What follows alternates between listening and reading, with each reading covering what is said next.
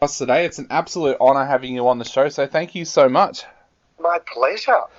Now, Michael, going back and having a look through your career, you've had such an amazing career, but I was wondering if we could go right back to where it all started, because I believe that your interest in magic and illusion first started with your grandfather. Is that correct? That is correct. We go way back to the beginning, actually. I always had an interest in magic. I had all the magic kits and the little light bulb that lights up when you put the finger ring on it when I was a kid, and I had a fascination with magic. So when I discovered later on that my grandfather, he used to tour in the 1920s and 30s with a half silent movie show, half magic show, and he had his room was full of all these antique magic tricks, so he became a hero. And I'd sneak in there to have a look at the scarves and the rings and the magic box, oh my God, to try and figure out how it's done. And then he really passed on the baton and taught me how to do the magic. But ironically, his grandfather was also a magician, so I'm actually third generation. My grandfather's grandfather, the great Vulcan, came in from London and opened the first waxworks here in Melbourne. So really, this has been in my blood. It always seems to skip a generation. I don't know why. The magic gene is in one and then in the next. Yeah. So, Michael, tell us a little bit about how your show has evolved over the years. How did you go from doing the magic that you learnt when you were younger through to what we see today with the show?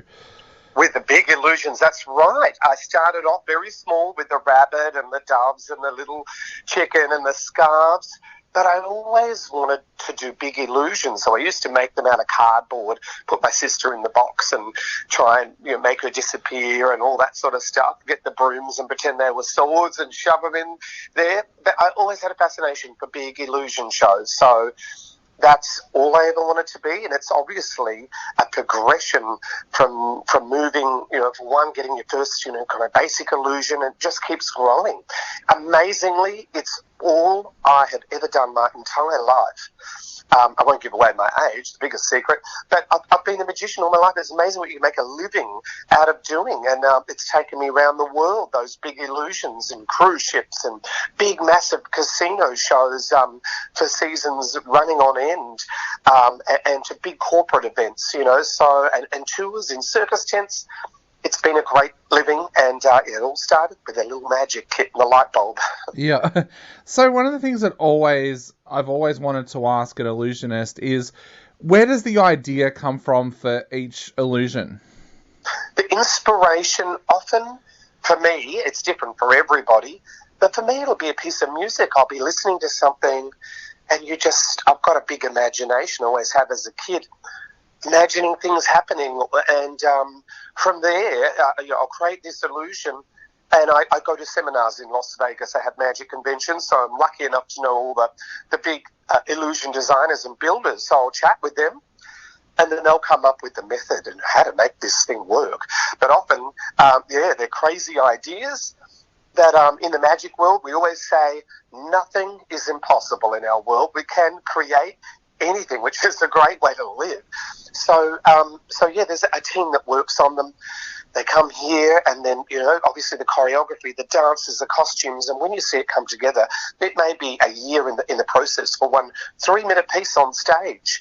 But it still gives me energy, because then when you add that to the show, your whole show, you're kind of a bit nervous for it, and it keeps it alive and fresh. And for the audience too, they get to see something new all the time.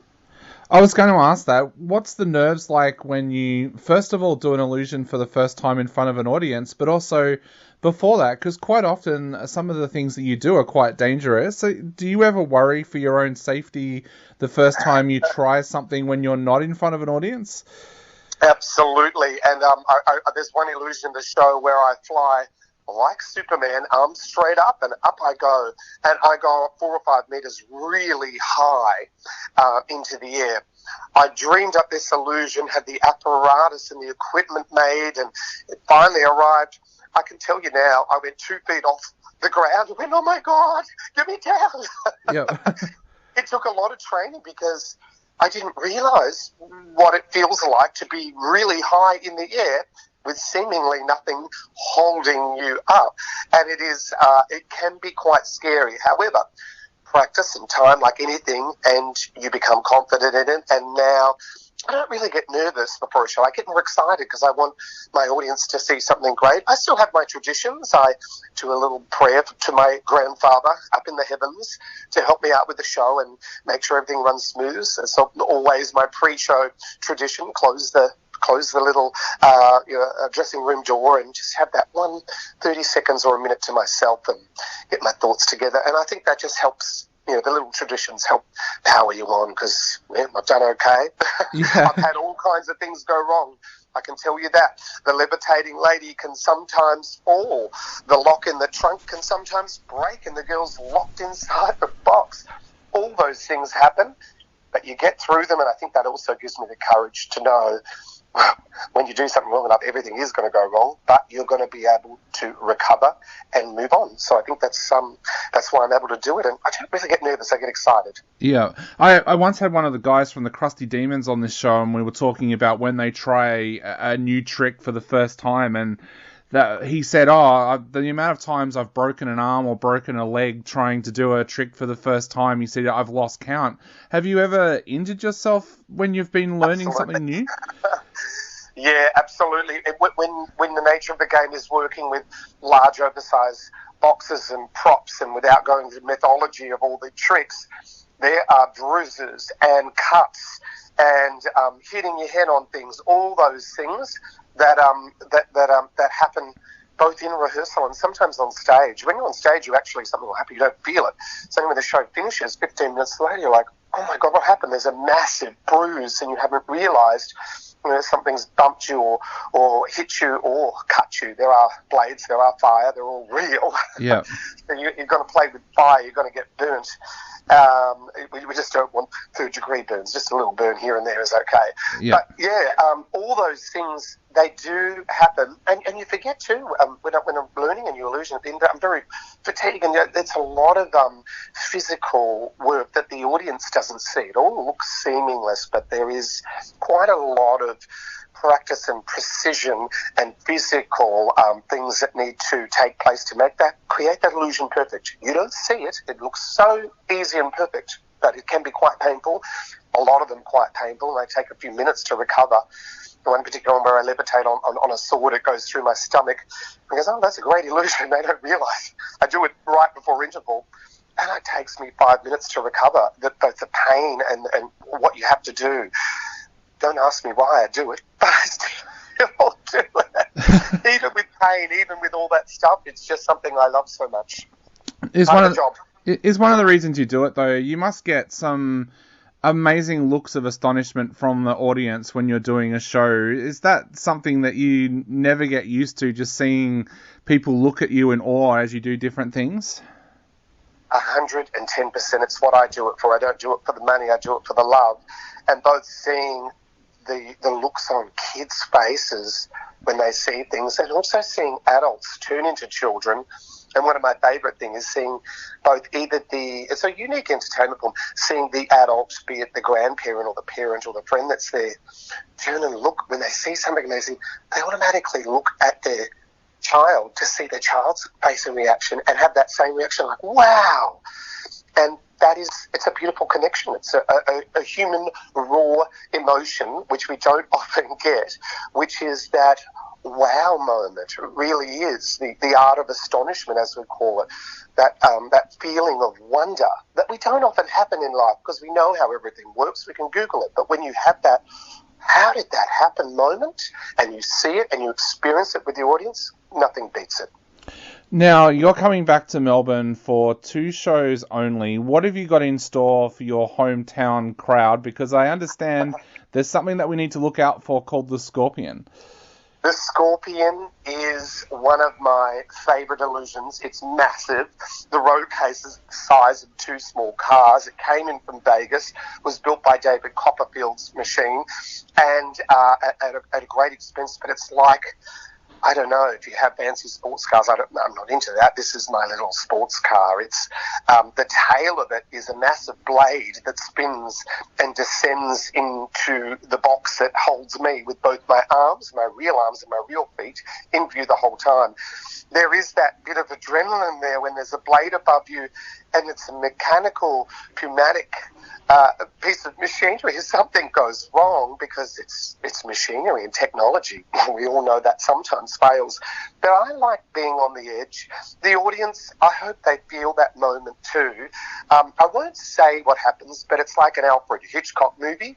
I always like to have a twist. Just when you think you know what's going to happen, something else happens. Definitely, and we don't want any spoilers on this show. We want people to be able to go. Come and see it. Yeah, but a lot of diversity in the show. You know, we've really ramped it up. Sometimes there's the gorgeous assistants that are getting in the box and doing all the magic and getting cut up. But I'm also putting males in boxes and doing it because I believe in it. You know, this is the way it is. And some illusions actually work better having a male in it. Though originally the first person sawing in half was a male, sawing a man in half, and just changed to a girl. So there's a bit of both, and mixing it up just to make the show diverse. And because a lot of people always like, oh, you always put the girl in a box. Okay, well, I'm going to hop in the box. Yeah. Or I'll get some. So it's a real mixed up show, very, very current. There's comedy in it, some great comedy moments, some great audience participation moments. There's mentalism moments, what I call take home magic, where you'll sit in the car afterwards and go, what about that one where he had this and this and this? They're my favourite moments too, where the family is taking the magic home in the car, talking about the show later on. And that's a great thing about a magic show. It keeps everyone thinking and coming up with their own scenarios. So I love that. Definitely. And how special does it feel for you to be able to perform in your hometown, especially after the last couple of years when we've had shows cancelled time and time again for the past 2 years? It is incredibly special. Crown is a really special place to me too. I started out in the business there years ago, so to be back in the beautiful Palms is fantastic. To have family and friends that very rarely get to see what I do come to the show and be able to experience this big show that I've travelled around the world here in my hometown is extremely special. And I can tell you now, 100% honest too, it's not just a sales pitch, the tickets are selling really well, in fact better than they ever have before. I think more than ever people want to get off the couch. They don't want to see Netflix, they don't want to see a movie, they want to experience things, particularly with their loved ones and their family, together as a group and live, because nothing beats live entertainment, as you were saying, the oohs and the ahs and the applause of the person and feeling it together. How did that happen? Yep. It's a whole group kind of feel. So it's great to see. It's great to be back in theatres, and I found it's like turning up the dial. The audiences are even more. They just love it. And I think also for people that have been in lockdown for the last few years, people don't take shows or concerts as for granted anymore. Like, we've all been to shows and all been to concerts for our whole lives, and then all of a sudden it was taken away from us. And I think people have realised now that they're not something to be taken for granted. I think people have realised that going to a show like yours is a special event, and that magic has come back. 110%, and I've seen it around. I really think people are more into experiencing things together, and in a big group, because it has been taken away, as you said. And it's absolutely amazing that live theatre has come back. And I knew that it would, but it's come back with a buzz. Everybody wants, and I think too, the type of entertainment, we want escapism, we want happy things, we want circus, we don't want a sad story at the moment. We want happy, because there's just been enough confusion in the world and enough sadness. Let's escape for a few hours, and that's exactly what a magic show is. Fantastic escape, escaping reality. And imagine if you could levitate. It wouldn't it be great to disappear? These are the things that you get out of a magic show. Definitely. Well, Michael, we've put the links up on our website for people who want to get tickets to your show. And if you're listening to this on the podcast, the links will be just below where you found the podcast. But Michael, what would you like to say to everybody out there who are still thinking about grabbing a ticket for the show? I'm going to honestly say, if you're thinking about grabbing a ticket, honestly, go and get it right now. They will all disappear. you are going to have an amazing experience, not just a show. You'll walk away with an experience that fills you full of wonder, which is something we don't often have. And you're going to have a great laugh. There's wonderful dancing.